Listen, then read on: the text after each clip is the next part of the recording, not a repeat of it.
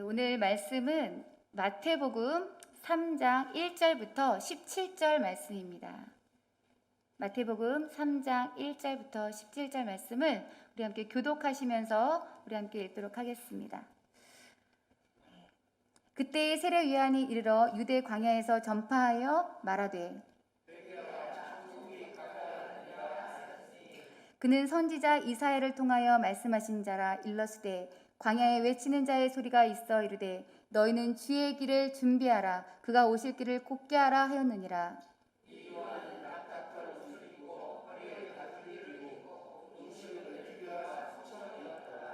이때 예루살렘과 온 유대와 요단강 사방에서 다 그에게 나와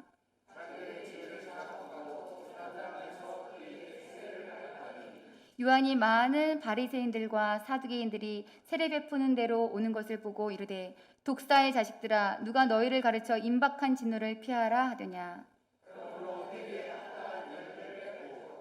속으로 아브라함이 우리 조상이라고 생각하지 말라. 내가 너희에게 이르노니 하나님이 능히 이 돌들로도 아브라함의 자손이 되게 하시리라.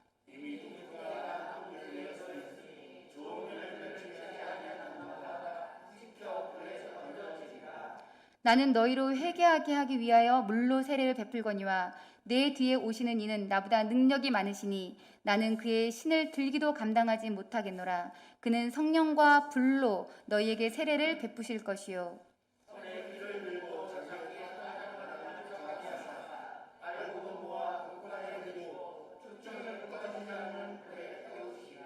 이때 예수께서 갈릴리로부터 요단강에 이르러 요한에게 세례를 받으러 하시니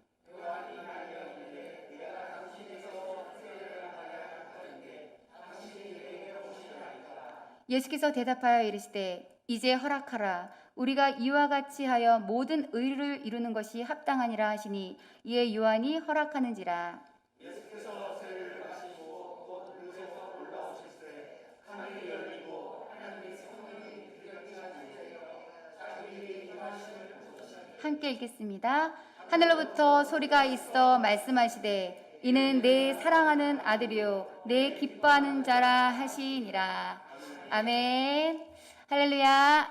아멘. 네, 오늘 말씀을 통해서 우리 특별하신 그 하나님의 은혜가, 그 충만하신 은혜가 이 자리에 가득하기를 기도합니다. 아멘. 네, 오늘 말씀은 마태복음 3장에는 아주 중요한 사건이 기록되어져 있습니다. 바로 이 사건이죠. 예수께서 세례를 받으시다. 네, 마태는요, 예수님께서 세례 받으신 사건을 우리에게 전해줍니다. 너무나 잘 아는 이야기죠. 네, 예수님의 세례 이야기는 아주 중요합니다. 왜냐하면 하나님의 사건이기 때문입니다. 어떤 의미를 가진 것일까요? 하나님께서 예수님을 메시아로 선포하신 사건이에요. 세례식을 통해서 하나님께서 예수님을 공식적으로 메시아로 선포하셨어요. 그러니까 예수님의 그 지금 세례식은 하나님께서 마련하신 예수님의 취임식이다 라고 말씀드릴 수 있죠.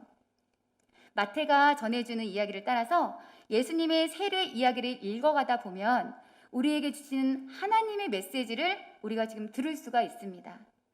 두 가지 메시지에 초점을 맞추어서 오늘 말씀을 듣도록 하겠습니다. 첫 번째 메시지입니다. 하나님께서 세례 요한을 사용하신다라는 것입니다. 네, 넘겨주시겠어요? 네, 첫 번째로 하나님은 세례 요한을 사용하신다라는 거예요. 네, 세례 요한이라는 사람에 대해서 너무나 잘 아시죠? 이 세례 요한이라는 한 사람을 통해서 하나님께서 자신의 계획을 이루어가는 것을 우리에게 발견할 수 있어요. 우리가 발견할 수가 있어요. 이 세례 요한 어떤 사람일까요? 오늘 3장 읽은 3장 1절에서 10절 말씀을 보면 객관적으로 마태는 세례 요한에 대한 정보를 몇 가지 우리에게 전해줍니다. 첫째는 그는 유대 광야에서 회개와 천국을 전파하였습니다. 넘겨주시겠어요? 네. 회개와 천국을 전파하셨어요. 그리고 또한 그는 선지자 이사야가 예언한 사람입니다. 넘겨주세요. 네. 그리고 세 번째는 그는 세례를 또 베풀었어요. 마지막으로 그는 사람을 두려워하지 않고 하나님의 심판을 선포하였습니다. 이렇게 기록되어져 있어요. 이 사람 세례요한은 보통 사람이 아니죠. 평범하지 않습니다. 아주 비범한 사람입니다.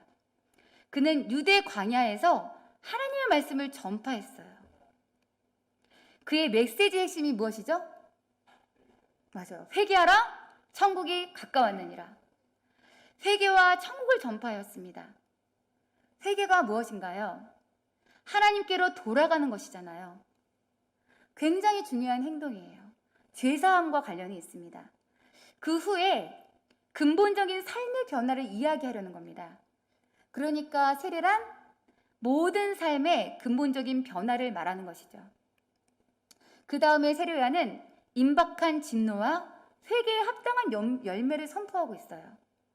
진노가 임박하였다. 그리고 회개했으면 회개에 합당한 열매를, 마땅한 열매가 삶에서 열매 맺어져야 한다 라고 지금 전파하였습니다. 이 모든 것들이 회개, 천국, 임박한 하나님의 심판, 그리고 회개한 이후에 합당한 삶의 열매, 이 모든 것은 누구와 관련이 있냐면 지금 메시아와 관련이 있습니다. 하나님께서 보내신 메시아가 오실 때에 진정한 회개가 일어날 것이며 천국이 임할 것이며 그리고 임박한 진노를 피하게 될 것이며 또한 마지막으로 삶의 진정한 변화를 경험하고 살게 될 것이다. 이렇게 메시아와 관련된 메시지를 선포하였습니다. 그가 전한 메시지는 예수님이 전한 메시지와 거의 비슷합니다. 회개하라, 천국이 가까이 왔느니라. 네, 이 말씀은요, 마태복음 4장 17절에 보면 예수님께서 갈릴리에서 가장 처음 전한 메시지와 동일합니다. 또한 예수님께서 제자들을 파송하시면서 주시는 말씀이거든요. 우리가 마태복음 10장 7절을 보면서 같이 한번 읽어보시겠어요? 시작! 가면서 전파하여 말하되 천국이 가까이 왔다 하고. 네, 예수님께서는 회개하라, 천국이 가까이 왔느니라 이 말씀을 동네에 다니면서 전파하라고 말씀하세요. 또한 회개에 합당한 열매를 맺어야 한다는 말씀은 마태복음 17장 17절에서 19절 말씀이 있거든요. 같이 한번 좀 길지만 읽어보도록 하겠습니다. 시작! 좋은 나무마다 아름다운 열매를 맺고 못된 나무가 나쁜 열매를 맺나니 좋은 나무가 나쁜 열매를 맺을 수 없고 못된 나무가 아름다운 열매를 맺을 수 없느니라. 아름다운 열매를 맺지 아니하는 나무마다 찍혀 불에 던져지느니라. 아멘. 네, 예수님께서 산상수훈 말씀하실 때 좋은 나무가 되었다면 좋은 열매를 맺는 게 당연하다. 좋은 열매를 맺어야 좋은 나무다. 좋은 열매를 맺지 아니하면 찍혀서 불에 던져오리라는 말씀과 지금 동일합니다. 그래서 예수님이 사역하시기 전에 세례 요한은 예수님께서 전하실 메시지와 동일한 메시지를 전하고 있는 겁니다. 다 전하지는 않았어요. 그렇지만 핵심을 관통하면서 아주 중요한 예수님이 하신 메시지와 동일하게 지금 전하고 있는 거죠. 마태는 이 사람 세례 요한에 대해서 아주 중요한 사실을 또 한 가지 말해줍니다. 이 사람은 이사야를 통하여 약속된 사람입니다. 이사야 40장 3절 말씀을 한번 같이 읽도록 하겠습니다. 시작! 외치는 자의 소리여 이르되 너희는 광야에서 여호와의 길을 예비하라. 사막에서 우리 하나님의 대로를 평탄하게 하라. 보통 사람은 아니죠. 그는 예언자가 미리 약속한 사람이라는 것입니다. 그의 모습 또한 특이합니다. 제가 이제 인터넷에서 조금 보다가 좀 제일 괜찮은 모습을 제가 올려놨거든요. 한번 보여주시겠어요? 네. 어떤가요? 낙타 털옷을 입고 허리에 가죽띠를 띄었어요. 그가 먹은 음식은 메뚜기와 석청이에요. 석청은 들에서 나는 꿀을 가리킵니다. 그런데 여기서 보면 낙타털 옷을 입고 허리띠를 띄었다. 굉장히 중요한 사실이거든요. 이 모습이 구약 성경에 나오는 굉장히 유명한 사람과 비슷합니다. 누군지 아십니까? 그의 이름은 엘리야입니다. 다들 아시죠? 엘리야. 네. 열왕기하 1장 8절을 보면요, 털이 많은 사람인데 허리에 가죽띠를 띄었더이다 라고 나와요. 누가 보아도 엘리야와 비슷한 모습을 가지고 있습니다. 왜 중요하냐면 마태복음 11장 4절 말씀에 예수님께서 말씀하세요. 우리 함께 읽어볼까요? 시작. 너희가 즐겨 받을진대 오리라 한 엘리야가 곧 이 사람이니라. 오리라고 약속한 선지자가 바로 이 사람, 세례 요한이라고 예수님께서 말씀하셨어요. 메시아가 오기 전에 한 예언자가 올 것이다 라고 구약 성경에 예언하는데요. 말라기 3장 1절에도 나오거든요. 메시아가 오기 전에 길을 예비하러 한 예언자가 올 것이다. 그의 이름은 엘리야다 라고 기록하고 있는 거예요. 그 하나님의 약속을 따라온 예언자가 바로 세례 요한이다라고 말하는 겁니다. 이 세례 요한은 엄청난 영향력을 가지고 있었어요. 온 유대와 그 지방에 있는 사람들이 세례 요한에게 세례받으러 왔다는 거예요. 엄청난 영향력을 가지고 있습니다. 그런데 그의 모습을 보면 사람을 두려워하지 않습니다. 무서워하지 않습니다. 서기관, 바리새인들과 사두개인들이 돌아올 때 어떻게 말하죠? 독사의 자식들아 라고 말하죠. 아주 담대하게 말합니다. 사람은 무서워하지 않고 두려워하지 않아요. 이 사람 하나님의 사람이에요. 하나님을 두려워하는 사람이에요. 근데 무엇보다도 세례 요한은 어떤 사람일까요? 예수님은 이 사람 세례 요한에 대해서 이렇게 말씀하십니다. 마태복음 11장 11절 말씀입니다. 함께 읽겠습니다. 시작. 진실로 너희에게 말하노니 여자가 낳은 자 중에 세례 요한보다 큰 이가 일어남이 없도다. 그러나 천국에서는 극히 작은 자라도 그보다 크니라. 네, 아멘. 여인이 낳은 가운데 세례 요한보다 큰 사람이 없다라고 말해요. 모세도 엘리야도 세례 요한보다 크지 않다. 그러나 천국에 가면 구원받은 사람은 세례 요한보다 크다라고 예수님께서 말씀하셨어요. 예수님께서 인정한 사람이에요. 그러니까 이 사람 세례 요한 누가 보아도 정말 보통 사람은 아닙니다. 그렇죠. 하나님의 사람이고 하나님께 붙들린 사람이에요. 하나님만 바라보는 사람이에요. 하나님의 마음을 알고 또 하나님의 마음을 전하는 사람이에요. 하나님의 계획까지도 알아요. 그래서 하나님의 계획을 알려준 사람입니다. 그렇다면 이 대단한 사람이 무엇을 지금 하고 있나요? 아주 중요한 행동을 합니다. 그의 인생의 핵심 중에 핵심입니다. 그것이 무엇입니까? 바로 이것입니다. 예수를 메시아로 증거하다.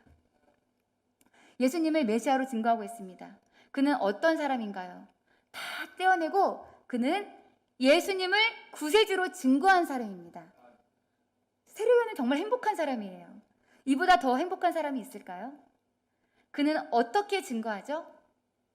세례요한의 증거가 이렇게 기록되어집니다. 11절, 12절 말씀입니다. 같이 읽겠습니다. 시작! 나는 너희로 회개하기 위하여 물로 세례를 베풀거니와 내 뒤에 오시는 이는 나보다 능력이 많으시니 나는 그의 신을 들기도 감당하지 못하겠노라. 그는 성령과 불로 너희에게 세례를 베푸실 것이요 손에 키를 들고 자기의 타작마당을 정하게 하사 알곡은 모아 곡간에 들이고 쭉정이는 꺼지지 않는 불에 태우시리라. 아멘. 그는 한 사람에 대해서 이야기합니다. 어떤 사람이요? 내 뒤에 오시는 이. 누구를 가리키죠? 메시아를 가리키죠. 객관적으로 메시아에 대해서 그는 이렇게 증거합니다. 첫째는 나보다 능력이 많으시다. 둘째는 나는 그의 신을 들기도 감당하지 못한다. 세 번째로 나는 회개하기 위하여 물로 세례를 베풀었지만 그는 성령과 불로 세례를 베푸실 것이다. 네 번째는 손에 키를 들고 알곡과 쭉정이를 심판하실 것이다. 메시아에 대해서 정확하게 아주 선포합니다. 무슨 말씀일까요? 첫 번째, 능력에서 차이가 난다는 겁니다. 나의 능력과 메시아의 능력은 비교가 되지 않는다. 두 번째, 위치에서 차이가 난다. 신을 드는 것은 종들이 하는 일이잖아요. 신발끈을 푸는 것도 종이 하는 거고 신을 드는 것도 종이 하는 거고 또 주인이 돌아왔을 때 신발을 풀고 그 위에 물을 부어서 씻기는 일도 종이 하는 것입니다. 그런데 나는 종이 하는 그 일도 하지 못한다 비교 불가하다, 위치가 다르다. 결정적 차이가 무엇일까요? 이렇게 말합니다. 나는 물로 세례를 베풀지만 내 뒤에 오시는 메시아는 성령으로 세례를 베푸실 것이다 라는 겁니다. 세례 요한은 세례를 베풀었어요. 그 세례의 핵심은 회개하기 위하여라고 말합니다. 회개하기 위하여 하는 것은 회개를 준비시키는 세례다라는 거예요. 세례를 받고 죄를 깨닫고 자기가 하나님께 돌아가는 다짐을 한다는 거예요. 세례를 받으면서 나는 하나님의 뜻대로 살겠다라고 인간적인 다짐을 하도록 준비시키는 회개다라는 거예요. 그런데 예수님의 세례는 무엇이죠? 성령 세례. 여기 성령과 불로라는 말은 불같은 성령으로 이런 뜻입니다.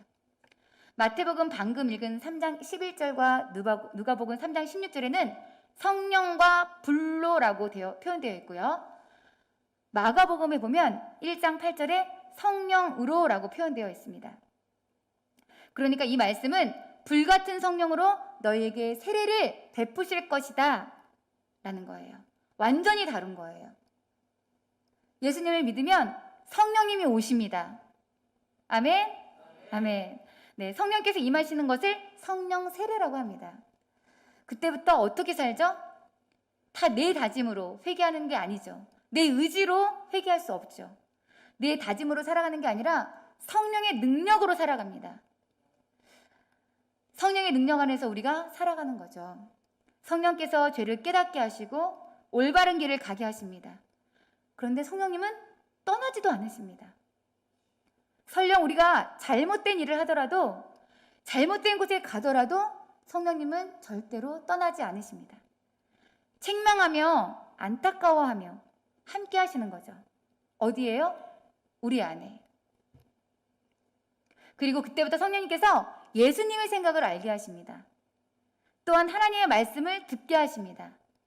그래서 변화된 삶을 살게 하시는 것이죠. 예수님은 믿는 사람에게 성령을 주시고 성령의 능력으로 살게 하십니다. 또한 이렇게 말해요. 11절에 그분은 손에 키를 들고 알곡과 쭉정이를 심판하실 것이라고 말씀하세요. 예수님은 심판자세요. 예수님은 이 땅에 오셔서 믿는 사람과 믿지 않는 사람을 영생과 영멸로 나누는 심판자이십니다. 예수님은 사랑이 많으시고 또 구원하시는 분이시지만 결국 예수님에 대한 태도에 따라서 영접하는 자는 영생을 얻고 또 거부하는 자는 멸망을 받게 되는 거죠.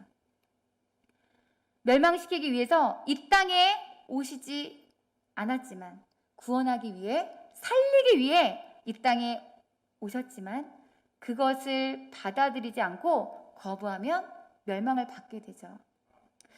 그분이 심판자이십니다. 이 메시아에 대해서 정확하게 선포하는 겁니다. 그러면 누가 메시아일까요? 이어지는 13절, 14절 말씀에 예수님께서 등장하세요. 예수님께서 등장하실 때에 세례 요한은 바로 이 예수님이 우리가 기다리는 하나님이 약속하신 그 메시아라고 정확하게 증거합니다.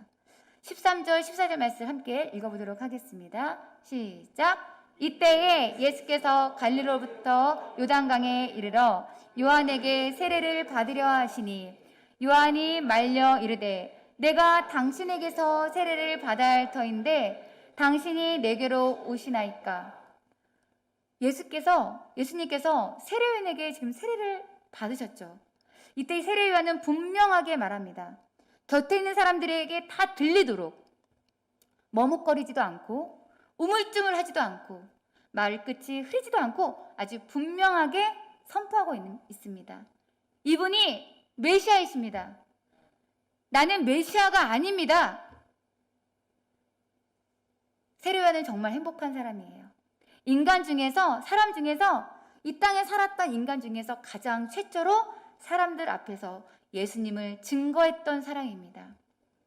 이보다 더한 행복이 어디 있을까요? 그렇다면 하나님께 쓰임받은 이 세례 요한. 앞부분에서 마태가 여러 가지로 소개했지만 결정적으로 세례 요한을 이렇게 소개합니다. 세례 요한의 특징은 순종이다. 순종.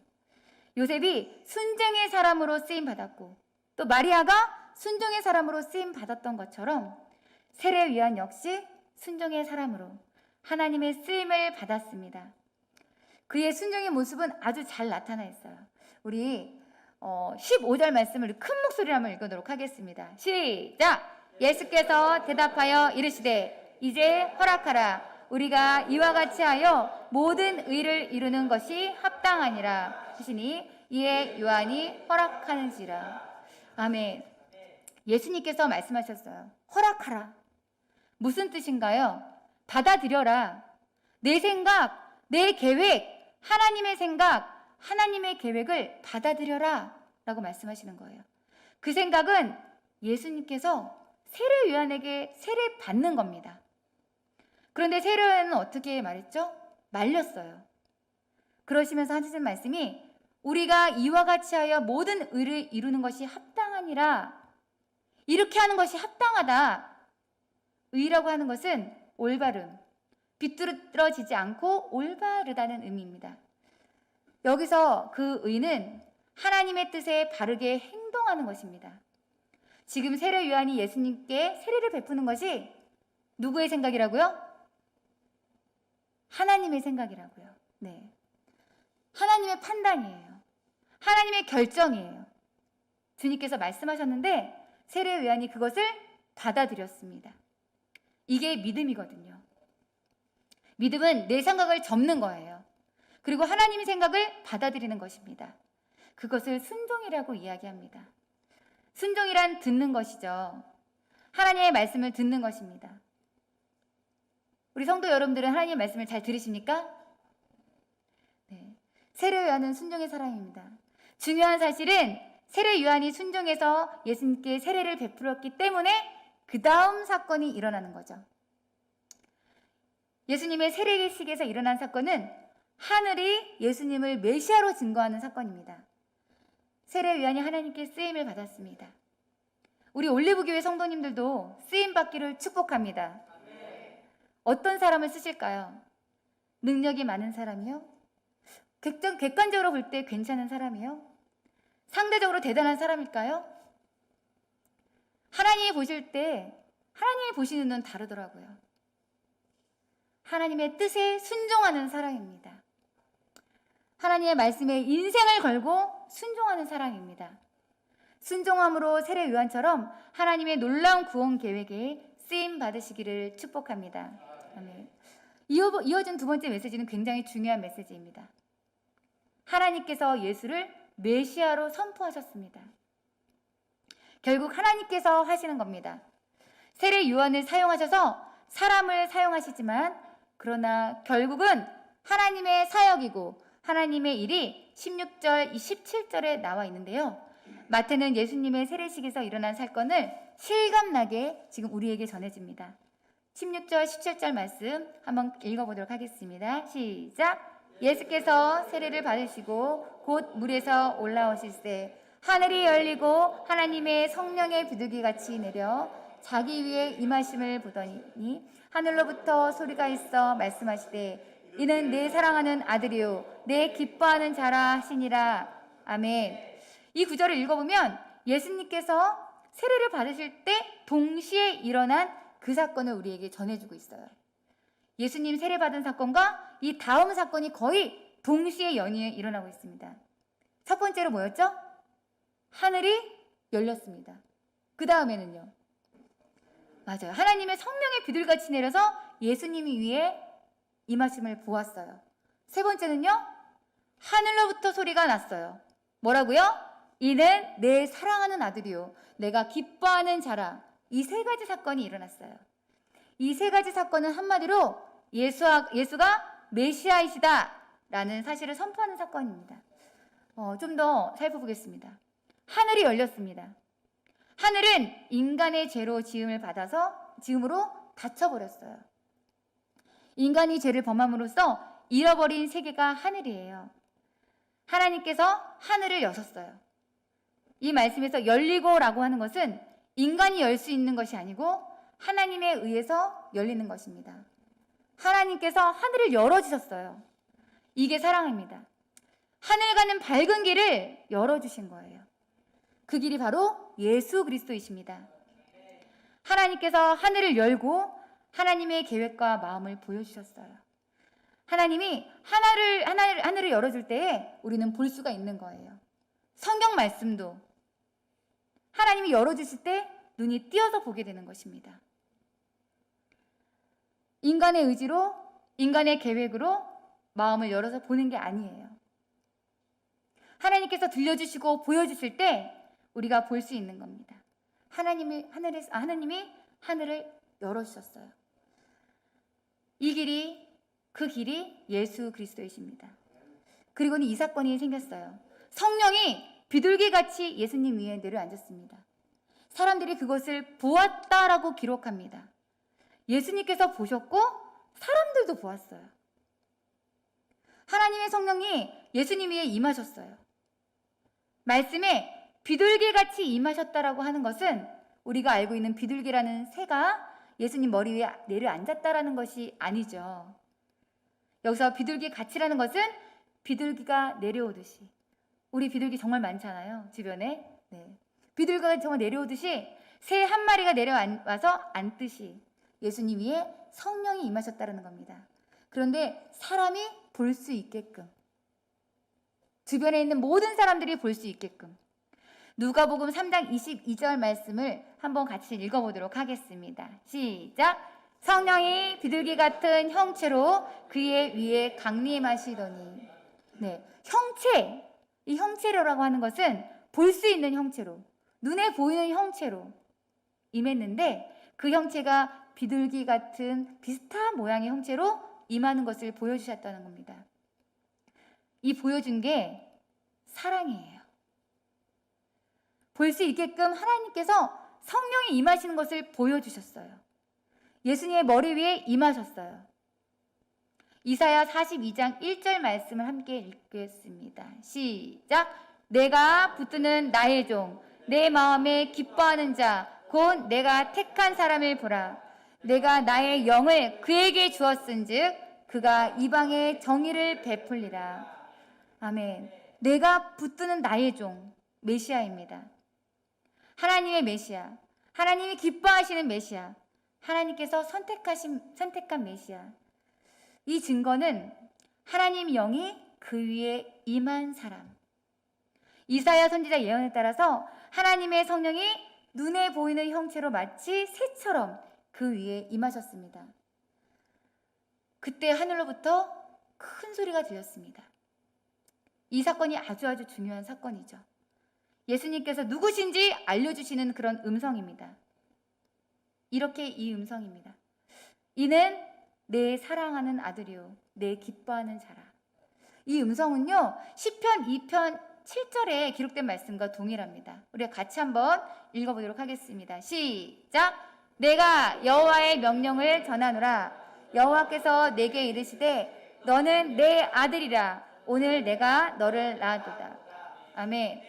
이 시편은요 왕이 그러니까 즉위할 때 낭송되는 시편이에요. 왕이 왕 위에 즉위할 때 하나님께서 선택하시고 하나님께서 세우신 왕이 왕좌에 올라갈 때 이는 너는 내 아들이라. 오늘 내가 너를 낳았도다 라고 이 시를 읽었습니다. 예수님께서 메시아로 즉위하실 때에 왕 중의 왕, 만왕의 왕으로 즉위하실 때에 음성이 들렸어요. 이는 내 사랑하는 아들이요 내 기뻐하는 자라. 이 음성은 결정적으로 또 한 번 들립니다. 언제요? 예수님께서 십자가 지시러 올라가시기 전에 베드로, 야고보, 요한만을 데리고 변화산에 올라가셨어요. 그리고 모세와 엘리야가 등장했습니다. 그때 바로 앞으로 되어질 일, 즉 십자가의 고난과 영광에 대해 이야기할 때 하늘이 열리고 이 음성이 들렸어요. 마태복음 17장 5절에 기록되어 있는데요. 말할 때에 호련히 빛난 구름이 그들을 덮으며 구름 속에서 소리가 나서 이르시되 이는 내 사랑하는 아들이요 내 기뻐하는 자니 너희는 그의 말을 들으라 하시는지라. 아멘. 아들이라고 하는 것은 메시아를 가리키는 용어죠. 사랑하는 이 말은 굉장히 중요한 의미를 가지고 있는데 유일하게 사랑하는, 이것저것 이 사람 저 사람 마구 사랑하는 게 아니라 유일하게 사랑하는 사람을 특정화시키는 거예요. 유일하게 사랑하는, 그리고 이 사랑하는 말 가운데는 선택했다라는 말의 의미가 있습니다. 그러니까 내가 선택하고 내가 유일하게 사랑하는, 그리고 내가 기뻐하는 이라는 것은 내 마음에 딱 맞는 이라는 말이에요. 내가 선택했고 내가 유일하게 내가 사랑하고 인정하고, 그리고 내 마음에 딱 맞는 이런 선포입니다. 예수가 그리스도이시다. 하늘이 선포하고 있습니다. 하나님께서 친히 선포하셨어요. 예수님의 세례식은 하늘이 예수님을 메시아로 선포하는 선포식입니다. 이 사람은, 이 예수가 바로 하늘이 인정하고 하늘이 선택하고 하늘이 계획하고 하늘이 보낸 메시아이심을 선포하고 있는 것입니다. 마태는 이 사건을 보여주면서 예수가 그리스도이심을 우리에게 전해주고자 한 거예요. 너무나 당연한 것처럼 우리는 알고 있지만 이걸 좀 더 깊이 있게 우리가 받아들였으면 좋겠어요. 우리가 세례식을 할 때 일어나는 게 아니라, 우리가 예수님을 믿을 때 예수님의 그 세례식에서 일어났던 것들이 우리가 예수님을 믿을 때 동일하게 우리 안에서 일어납니다. 우리가 세례식을 할 때 일어나는 게 아니라 예수님을 믿을 때 우리가 받는 세례식은 예수님을 믿고 성령 세례 받았다는 것을 그냥 객관적으로 표시하는 그냥 예식이고, 진짜 세례식은 예수님을 믿는 그 순간입니다. 그래서 첫 번째 사건이 일어납니다. 하늘이 열립니다. 예수님을 나의 구세주로 영접할 때 하늘이 열립니다. 하나님께서 하늘을 열어주십니다. 어서 오라고 하나님의 자녀로 맞이해 주십니다. 하늘을 활짝 열고 하나님의 자녀로 맞이해 주시는 거예요. 예수님을 내 마음에 맞이하는 순간 예수님의 세례식에 있었던 하늘이 열린 사건이 우리 앞에 펼쳐지는 것입니다. 바로 그 길, 주님께서 말씀하신 것은 내가 곧 길이요 라고 말씀하신 것처럼 그 길을 따라가는 하늘 가는 밝은 길이 지금 열린 것입니다. 우리 장례식장에서 많이 부르잖아요. 하늘 가는 밝은 길이. 장례식장에서 부르는 찬양이 아니라 날마다 우리의 구원의 감격으로 불러야 하는 그런 찬양입니다. 두 번째 사건이 일어납니다. 성령이 임하시는 사건이에요. 성령께서 임하시는 하나님의 영혼, 성령께서 함께 하십니다. 영원토록 떠나지 않으십니다. 설령 우리가 죄를 지었을 때도 성령님은 떠나지 않습니다. 함께 계시며 책망하십니다. 그리고 마음 아파하십니다. 그 죄를 깨닫게 하고 회개하게 하십니다. 예수님을 믿고 나면 성령님이 함께 하셔서 내 생각, 내 뜻 외에 하나님의 생각, 하나님의 뜻이 내게 오게 됩니다. 제가 몇 년 전에부터 마음이 되게 힘들었을 때가 있었는데요. 그 순간 깨달았어요. 내가 왜 마음이 힘들었고 내가 왜 힘든 상황에 이르렀을까? 그때 생각했을 때는 그래도 난 열심히 예수님을 믿는다고 했지만 나는 왜 이렇게 힘든 일만 생기는 걸까? 라는 생각을 했었어요. 하나님은 나와 함께 하시지 않나? 우리 성도님들은 믿음이 너무나 좋으셔서 그런 일이 없으시겠지만 성령님이 나와 함께 하시지 않나? 이미 떠나셨나? 그 정도까지 제가 믿음이 밑바닥이었습니다. 밑바닥으로 내려갔을 때 하나님께서는 그때 저를 찾아와 주셨어요. 완전히 내 자신이 내려지고 하나님 저 좀 살려주세요 라는 그 고백을 할 때 하나님은 그때 저를 일으켜 주시더라고요. 근데 문제가 해결될 것 같지 않았어요. 제 안에 있는 문제가 해결될 것 같지가 않았어요. 하나님한테는 제가 문제만 놓고 기도했는데 하나님은 제가 하나님 앞에 나아갔을 때 먼저 회개를 시키시더라고요. 내가 얼마나 교만했는지, 내가 얼마나 하나님의 뜻을 따라가지 않았는지, 내 생각대로, 내 마음대로 내가 살아갔던 것들, 그걸 알게 하시더라고요. 전 겸손한 줄 알았거든요. 하나님 저 못해요 전 아니에요 라고 말했을 때 그게 겸손인 줄 알았거든요. 그게 아니라 하나님 앞에 나의 진 모습, 나의 원래의 모습 형편없더라고요. 정말. 우리 성도님들을 보면서 제가 느껴요. 와, 정말 하나님께서 정말 이 아름다운 이 성전에서 믿음으로 너무나 잘 성장하셨다. 너무나 믿음의 보배들이시다 라는 생각을 해요. 근데 저의 모습을 보면서 저는 그러지를 못했어요. 근데 성령님이 임하시는 순간, 성령의 임재하시는 그 순간 저는 그때 다시 일어날 수 있었어요. 내 생각, 내 뜻, 이 모든 것들이 다 내려놓게 되더라고요. 우리 하나님을 믿는 하나님의 자녀들은 내 생각, 내 뜻, 이 모든 것들을 내려놓고 하나님의 생각으로, 하나님의 뜻으로 바꾸어져야 하는 것을 믿으시기 바랍니다. 성령의 소리가 들리면서 갈등할 때도 있죠. 이것을 해야 되나 말아야 되나. 제가 어느 날 집에서 가정에서 성경을 읽는 순간이 있었어요. 성경을 읽고 있는데 저도 모르게 의자에 앉았다가 박차고 일어났어요.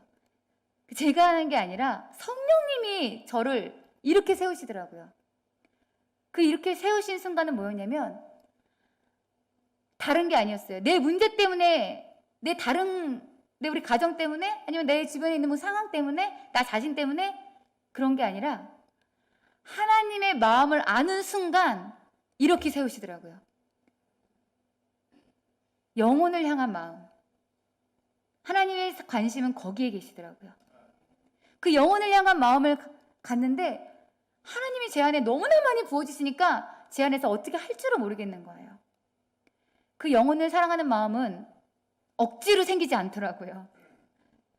하나님이 부어주셔야만 그 마음이 생기더라고요. 오늘 하늘 문이 열리고 성령님이 이 시간 임하셨으면 좋겠어요.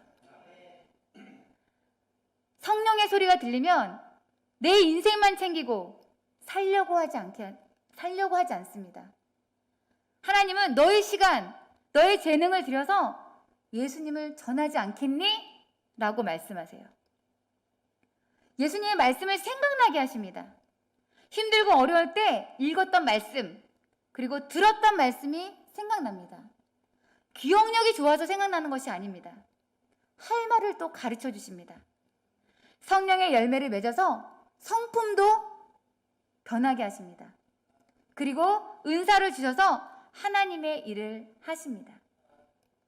성령의 사람으로 살게 됩니다. 선물이에요.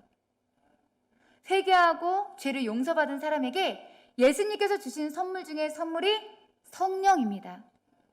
성령님과 친하게 지내시길 바랍니다. 네. 오늘 세 번째 사건이 일어나요. 하나님의 음성을 듣게 돼서 너는 내가 사랑하는 아들이다. 내가 사랑한 딸이다. 내가 너를 기뻐한다. 이 음성을 듣게 됩니다. 잘났으나 못났으나 하나님의 아들, 딸이에요. 우리가 헌신을 많이 할 때는 하나님의 아들이고 딸이고, 헌신하지 않을 때는 하나님의 아들이 아니라 딸이 아닐까요? 아닙니다. 잘났으나 못났으나 예수님 믿게 되면 이 음성이 들려요. 뭐라고요? 우리 여기 맨 마지막에 같이 한번 읽어볼까요? 시작! 너는 내가 사랑하는 아들이다. 따라해보세요. 너는 내가 기뻐하는 자다.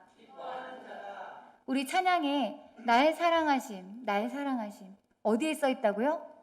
성경에 써 있다고요. 성경을 읽을 때 들려주시는 그 하나님의 음성, 나는 너를 사랑한다. 나는 너를 기뻐한다. 패배감과 실망감과 좌절감에 쌓여서 나 같은 인생 이렇게 낭망할 때에도 하나님은 하늘을 여시고 성령을 통해서 우리에게 말씀하시는 거예요.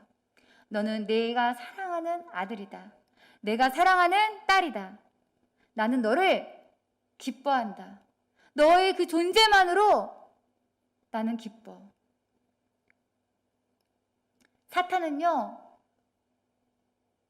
우리의 모습을 우리가 낭망할 때, 힘들어할 때 그 틈을 타서 참소하지만 하나님은 하늘을 열고 우리에게 예수님의 세례식에서 주셨던 이 음성을 우리에게 주십니다. 잘났으나 못났으나 너는 내 아들이다. 너는 내 딸이다. 이 찬양 가사가 있거든요. 오늘 우리 성도님들과 찬양을 부르고 싶었는데 찬양이 조금 어려운 관계로 제가 다음에 한번 불러보도록 하겠습니다. 우리 주님은 너의 이름을 지우지 않는다라고 말씀하세요. 너의 이름을 생명책에서 지우지 않아. 가슴 아파하며 그렇게 우리에게 말씀하시는 거예요. 여러분, 누가복음 15장에 집 나간 둘째 아들은 집을 나갔을 때도 아들이고 집 안에 있을 때도 아들이에요. 그 이야기는 집 안에 있는 첫째 아들도 아들이고 집 나간 둘째 아들도 아들이라는 거예요. 왜 그렇죠? 아버지니까요. 그런데 하나님께서 순간순간 우리에게 주님의 세례식에서 들렸던 이 음성을 듣게 하심으로 다시 달려가게 하시는 거예요. 이 음성을 들어야 헌신합니다. 이 음성을 들으면 다시 달려갈 수 있어요. 이 음성을 들으면 회복됩니다. 너는 내가 사랑하는 아들이다. 너는 내가 기뻐한 자다. 너는 내 딸이다. 너는 내가 기뻐한다. 사랑하는 성도 여러분, 예수님을 믿은 사람에게 하늘이 열립니다. 예수님을 믿는 사람이라면 성령이 임하십니다. 그리고 예수를 믿었기 때문에 이 음성을 하나님이 주십니다. 사랑한다. 기뻐한다.